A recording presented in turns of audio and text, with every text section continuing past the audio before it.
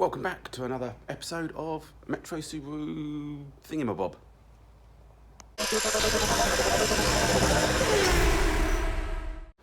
Yep, blue sky, sun's out. Had a few days of thinking about it, ordered a few bits and bobs up. Thanks for all the comments and advice.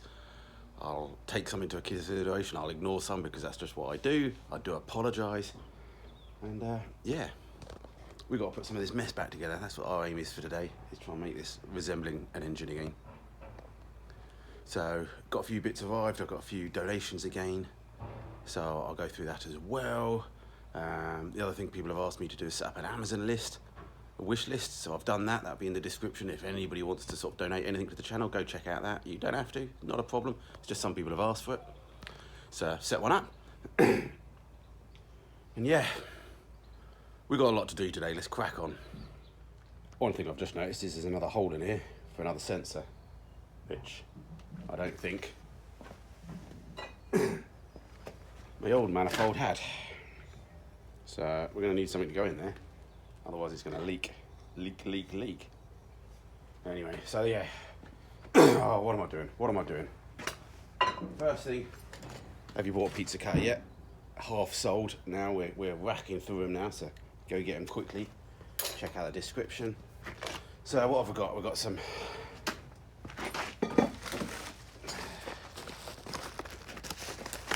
JB Weld, always useful. We've got some inlet gaskets. We've got some seals for the crossover. We've got some stainless steel aluminium rod. Thinking of making some studs up.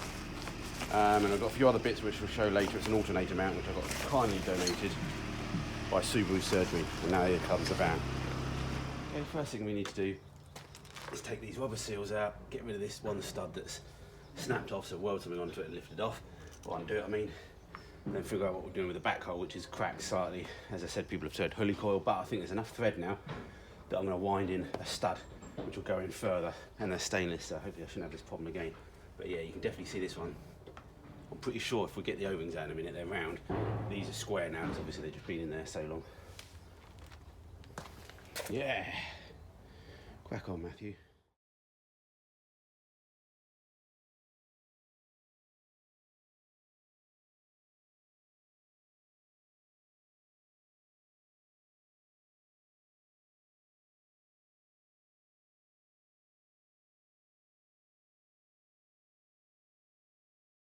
Okay, I could maybe try and pull this out with a stud extractor and stuff, but I'm going to get some heat in it. Same way I'm going to get some heat in it.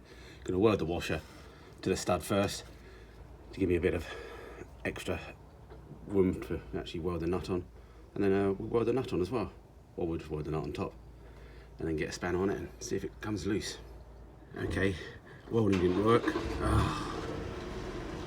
It snapped straight at the flush, so I've ended up drilling a hole, and you just open up the hole. You try and get it straight, and obviously open up the hole the best you can to the diameter, inner diameter of the threaded hole, which you can check with another good thread. You know, you drop a drill into it and just, you know, make sure it's not ruining the threads. And then basically, if you're lucky, you can then just grab hold of the top of the bit of the bolt that's still left, and you pull it out and iron like a fruit Twizzler. Maybe very hard to see, but new O-ring is round. Old O-ring is squashed round, which I'm hoping I've got the right O-rings. We'll just give them a go. Yeah, clean out the holes, pop them in. Oh, it's nice for something to go my way. I had an old temperature sensor. Oh, Jesus. Old temperature sensor off a digital dashboard, sitting in my toolbox. It's been in that toolbox for 15 odd years, 20 years nearly. Yeah, sorry Jimbo, that was your temperature sensor that you kept asking for many years ago, and I never dropped it round. Anyway, hopefully you don't need it now. I'm using it to block a hole. The sun. I don't know if it's seeing too much, but yeah, we've got the studs in, seals in, and yeah, so staying studs, so hopefully it might make a difference. God knows if it's going to leak or not. And yeah, got another pipe here that we don't know what we're doing with, but we'll have to just put a bit of hose on it for now and block it off another time. Let's get some nuts on this. Okay, just test fitting the manifold. Had to slightly adjust the fuel lines a little bit because obviously this manifold's bigger, higher, which in the hindsight, obviously I didn't even know, so maybe I should have just got one of the other. I just picked this one up already pre-modified, you see, so. And yeah, so that's where the outlet's going to be. And yeah, slowly going back together, innit? Okay, I'm getting bored of fitting pipes back on and working out what they're doing. Gonna have a look at this alternator bracket that Nick from Subaru Surgery sent me. I think he does a lot of VW conversions and stuff. He was the one that helped me get hold of the charge cooler via somebody else, so that's good.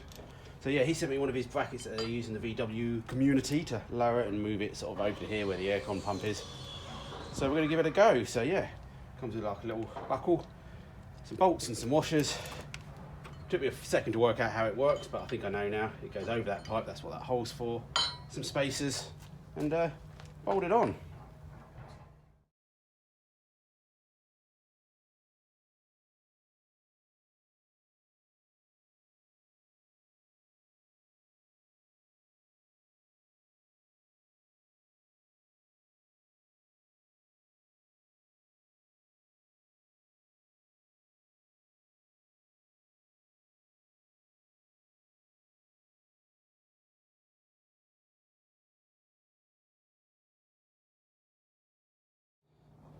There we go. Just temporarily bolted in there at the moment. Just tried the bonnet down, mate. Makes it much lower. I think we can get away with a lot more stuff. We can obviously get rid of all this tensioner as well, because obviously that one's got one built in now. You know, we can use that to twist the alternator. So anyway, still working out the pipes and bits and bobs. I should have taken more pictures and wrote stuff down, or maybe even have a Haynes manual on a Metro Subaru. But we're getting there. I just feel a bit knackered though. Yeah, I think I know why I'm a bit knackered. I had the old jab yesterday, so yeah, went down there with the missus, got jabbed, and yeah, a little bit just achy today, but I don't know if it's because I've been bending over the engine as well. I'm just not taking it easy, obviously, but yeah, thanks to everybody that's got their jab already, and good luck to the ones that have got it. It's not a problem. Didn't even feel anything. So yeah, onwards and upwards. I'm going to do chicken fajitas for tea tonight. I've got the chicken. I've just picked up an avocado on the way here, but it's still not even lunchtime yet, and it's quite warm. And the wife's off to work. So much dust down here. It's either muddy or dusty, one of the two. So anyway, thanks to ND Racing. I'll put a link in the description if I've got one of them. Thanks for sending me. It's not a wiper stalk, is it? As someone mentioned, it's indicators and headlights. So yeah, I feel like sitting down for a bit. So let's just a couple of screws, put this in. Yay! We've got headlights. Cheers, ND Racing. I'll try not to break it again.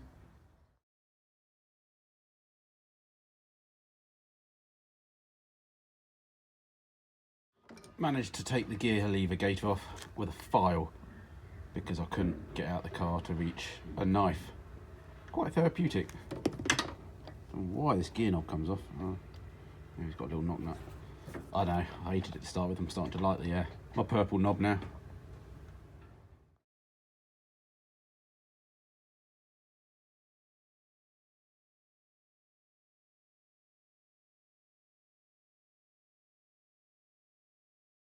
Oh, that was a bit knackering. Laying on the floor with no space and no energy. But anyway, what I've done is at the back of these pipes, I've dropped a bolt through the floor and through one of the brackets, and at the front here, I've just welded on a bit of stud through one of the front brackets. So yeah, okay, it's not clamped up per se to like nice rubber mounts or anything, but in principle we can make mounts and put some rubber in between it, so it gives us a guide without spending too much more time on it before we figure it out. As you can see, the end pipes, I've swapped them around now actually, so the angled pipes are at the other end, and so they're sort of aiming away from the fuel tank, and we can hopefully go around the side of the fuel tank. As you can see, they're sort of dipping down a bit, but I'm hoping we might be able to get the jack under the back there and just tweak the pipes a little bit, you know, and see if they just give a little bit. We don't have to go much, but just, yeah, stop them angling down and angling up. But for now, I think we'll work on the front one, trying to figure out how to connect them up.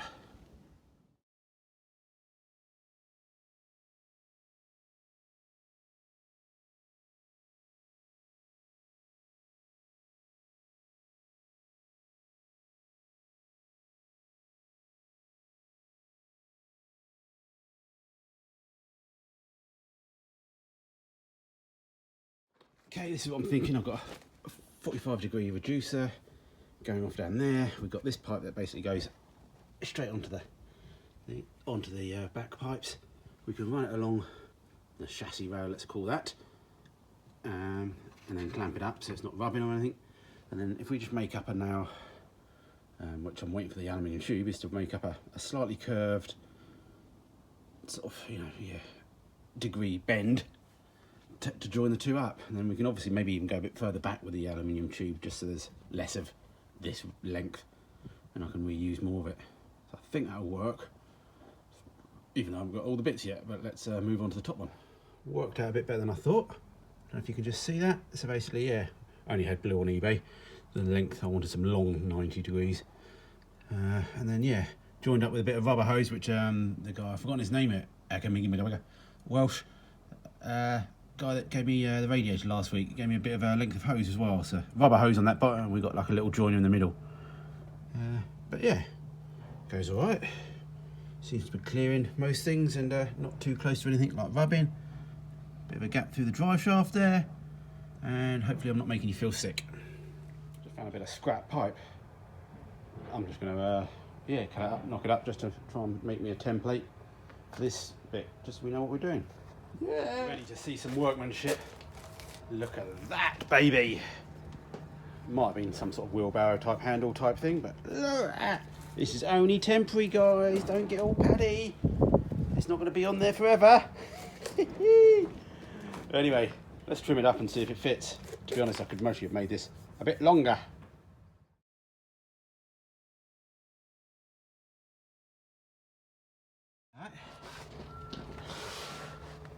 It's looking alright, isn't it? We could always make some sort of clip to go onto this, actually, you know, bolts on as well, you know, like a bracket, and then sort of, you know, some 1 or 2 P-clips, big P-clips, just to sort of mount that, so it's not, you know, one vibrating and just flopping around. But yeah, I think that might work. Well, I've definitely done worse bodges, so yeah, as I said, this pipe could sort of, you know, it could be solid quite further down, really, you know, just to make it really nice. But let's not worry about it too much at the moment. Okay, I'm getting tired, getting near the end of the day. I have to go pick the missus up from work in a few hours. So anyway, I thought, well, we've done the front, let's start on the back. So I've got the radiator out, and what I've done is I've drilled the fittings out, because originally, obviously, I don't know if you can still see that, they were like that, you know, and fan mounted on that side as well, because this is how it was mounted in the car. We've moved it to the back.